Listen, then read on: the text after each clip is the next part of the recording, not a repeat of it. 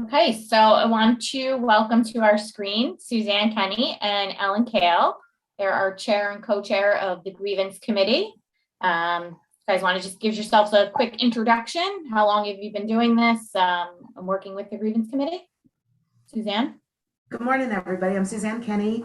I've been on the Grievance Committee for lots of years. This is my first year chairing the committee. Last year I co-chaired with Ellen Kale. Excellent. Ellen? Hi, I'm Ellen Kale. I've been on the Grievance Committee for probably about 35 years, and I've probably chaired it for most of those years. Okay, so tell us what the Grievance Committee is. What does the Grievance Committee do? We got the rundown of how the complaint starts, but now it gets to the Grievance Committee, and what does the Grievance Committee do? So think of the Grievance Committee as kind of the grand jury. We take that complaint once it's formalized, and we look to see, are all the parties named properly? Has there been less than or up to 180 days is the amount of time that you have to file a grievance from the time you were aware of the grievance, not from the time that it happened. And basically we look at the complaint, and if it's in the proper format, and if what is being said could be true based just on what we're looking at, we kind of send it up. So we're really just making sure that everything is put together properly, and that based on what we're looking at, if it could be true, it gets sent up to either mediation or professional standard. Ellen, anything you want to add? I know that's exactly what we do. We just look at the evidence that's coming to us, and if what they said could be true, and it is a code of ethics violation. We only look at code of ethics. I mean, if it's professional, like pathways to professionalism, if it violates one of those, we don't look at that. We only look at the 17 articles of the code of ethics. So you have to have violated a code of ethics in order for it to be on grievance. Okay, so tell us a little bit about who is on the Grievance Committee and what are the requirements to be on the Grievance Committee? So our Grievance Committee is made up of members of our board. In order to serve on the Grievance Committee, you have to have been a realtor for at least 2 years. There's a mandatory training that has to be done the first year, and then after that, every 2 years, that training needs to be repeated if they're continuing on the committee. Now that's a new rule per se that's just going in. It hasn't been in the past. In the past, that was not the rule, but that's the rule that's going to be going forward in 2023. Okay. So what does the committee look for? So now you've received your complaint.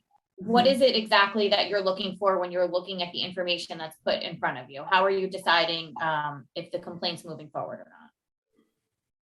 So essentially, once we've determined that it's all in the proper format and the correct people are named, the complaint itself cites which code of ethic they feel that was violated.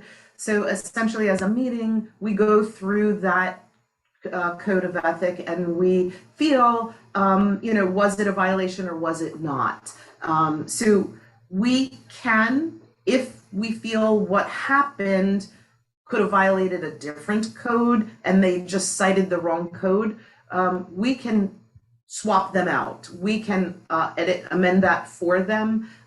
Or if they've cited several codes, if at least one is correctly cited, we can put that up. So we have the right to either remove some that they've cited or add some, and determine if anything was violated. And sometimes it's not. Sometimes it's just a misunderstanding or a misinterpretation of the code. So that's basically what we're looking at. If the grievance is filed by a member of the public is not expected to understand our code of ethics the way a realtor is. So I can appoint, or Ellen can appoint, a member of the committee to help the public interpret those codes. If it's a realtor, we can't. So it's really important that, that part of our continuing education requires an ethics class every 2 years, and it's really important to know those because they're the outline for our profession. They're our rules and things that we have to follow. So as a realtor, you're expected to know those things. So we're not involved in helping a realtor choose the code. They have to know them.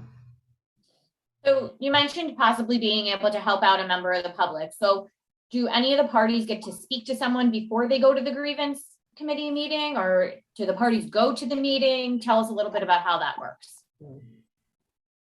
So no, the parties don't come to our meeting. We are just looking at what was submitted. If it's a member of the public, they're calling the board, and the board is putting them in touch with an ombudsman who can kind of help them. Sometimes the public doesn't understand the role of a realtor, and sometimes they'll say, well, I put an offer in on 3 properties and I never got one accepted, so my realtor must not be doing their job. They don't understand what's going on. So the ombudsman explains things, and if they at that point still want to file, they get sent the paperwork, and they're getting sent our code of ethics, they're getting sent the form. If they're calling back and saying, I have no idea what this means, I really need help with this, obviously we want to represent that we're professionals and we're serving the public and we want to help them. At that point, Ellen and I can appoint someone from the committee to reach out to the member of the public just to help them fill out that form. That's as much as we would get involved, and only with a member of the public if it got to that point. Okay. Ellen, do you have anything you want to add to that? No, but I just wanted to go back about that question about who is on the committee. We always have many people who apply to grievance. And over the years, we've tried to limit it to, I guess, 30 is really all we can take. Now we have large offices and small offices that apply. And it's always been the way I've done it is I will only take certain number from a large office, because when you're in the grievance committee and a complaint comes in from that particular office, you have to leave the room because you're not allowed to listen to the complaint if it has to do with your office. So with that in mind, we don't like to have too many people from one particular company. So we limit it to maybe 3 from large companies, and then small companies, we do try to take anyone who applies, as long as we can keep it in the 30 count number. And also, if it's your first choice rather than your second or third choice, we usually end up just taking first choice people. People wonder about that sometimes. So I just wanted to clarify that. Okay. Ellen, I'm having a couple people telling me they're having a hard time hearing you, so I'm just going to ask you to speak a little louder when we go forward. Okay, so let's talk about how long this process takes. So I know, Suzanne, you mentioned there's a time frame for when people have to file a complaint, but from when the time they file the complaint to when it actually goes before the grievance committee, how long is that process usually? Well, at first, once they've officially filed a complaint, so they've gone through the process of talking to the board, talking to an ombudsman, then when it comes to us, we get notified that there is a grievance. It gets emailed to both Ellen and I. We meet the first Friday of every month. So every month we meet if there's a grievance. We don't meet every month because there's not always a grievance to consider. But if there is, we meet the first Friday of every month. So within that 30-day period of filing, it will be heard and they'll have a response back. Okay. So what happens when the grievance committee makes a decision? Then where does it go?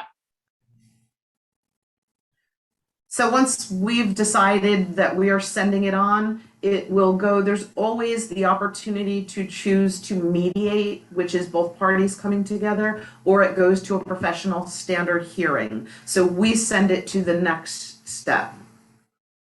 So you guys are basically taking a vote and saying, we're moving this forward, or we don't feel like there's enough evidence to go forward with any kind of complaint. Correct. And either way, the board will then let the person filing the complaint know what that decision was, so they'll know right away.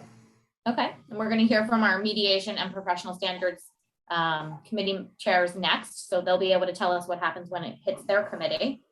So can you guys just share with the people watching today, what are some of the common complaints that you're seeing? I know, there's been kind of an uptick in complaints given the market that we're in right now. So what is that, how many more are we seeing than we normally do in a regular market versus what we're seeing now? And what are some of the common ones that we see? Well, I would just tell you that years ago, we might have 40 complaints in a year. In the last several years, if we have 10 complaints, we're lucky. So the complaints have gone down, and I don't know the reason for that, but the complaints range all the way from they should have gotten the commission because they were the ones who really sold the house, or someone else came in and took the commission, it wasn't fair, or they're just complaining, like Chris and Tricia mentioned, that they want to complain because they don't quite understand the rules and regulations of the real estate board, and they feel that they were harmed in some way, where really sometimes they really weren't. And once you explain that to them, which Trish or Chris can do, they sometimes don't have the complaint anymore. But a lot of them come in from the public where they feel their realtor didn't do the right job for them. Okay. So Suzanne, can you share with us some of the common complaints? I mean, without getting into too many details, but we have one question here where somebody's saying, can you give a valid example of a violation of an ethics complaint between agents? So I know we can't get specific with our questions and, what we're sharing, but can you give us some ideas of, Ellen mentioned procuring cause. So, you guys are seeing ethics complaints, you're seeing arbitration complaints. So what are the most common that you're seeing? Are they more ethic or are they more arbitration? I think we see more ethics than arbitration, and it is a lot of procuring cause. And I think a lot of agents don't understand procuring cause. So I think that really needs to be understood to know whether that's a case or not. I think it's a lot of misunderstanding, especially where the public is concerned. The public doesn't understand the role of the realtor. And so a lot of times they're upset, like we mentioned earlier, that their offers aren't being accepted. So someone's doing something wrong. It's a lot of behavioral things. It's a lot of, when a market gets difficult like it is now, agents get creative sometimes with how they get things done. And they really need to understand the code of ethics and the standards of practice. And I think as managers, that's, our responsibility to keep relaying that message and be honest, work fair, be professional. And that's all that we're looking for. And, sometimes gets sidetracked a little bit, and it's good that gets pointed out and brought up in grievance. We're not sure if we're seeing less because people are behaving better or because things have gotten skewed a little bit and they don't understand what's right and what's wrong. So it's important to know those code of ethics and get involved in, that education. But it's a lot of misunderstanding. There are some things that are really egregious ethics wise, and luckily they get brought up and corrected. Can I ask you, when you say, because I think we just want to get a little bit more specific, like what would be, like, I've heard that, like, an example would be, I know the active to pending to active to continue, under contract, those type things. Are those popular ones? Like, what are we seeing so that people watching this can understand what they can and cannot do? Right. So if a listing is active, it has to be shown. And if it's not being shown, it's either pending or it's withdrawn. So it's important. There's a lot of MLS violations that we're seeing that it's, listing agents, and if it's coming soon, it can't be shown until the date that you say by anybody. And if it's, a seller says, okay, I've had 100 showings in 2 days, stop showing my house, you have to reflect that in the MLS by either pending it if they've signed a contract. And I think that gets confusing. It doesn't need to be out of attorney review to be pended. That means we've signed a contract and we're not showing it anymore.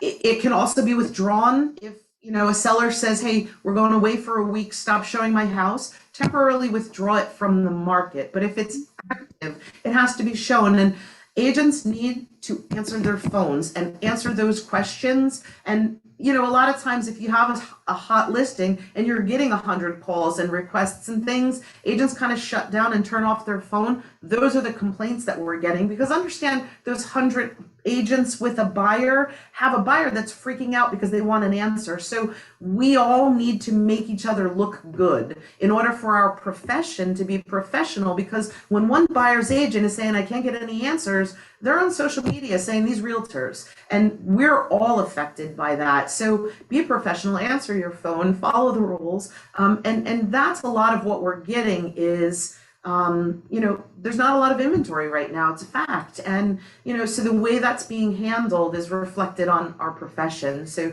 just be mindful of that. Ellen, anything else? I had a thought before and it just left me. You can only file a complaint against a code, not against the standard of practice.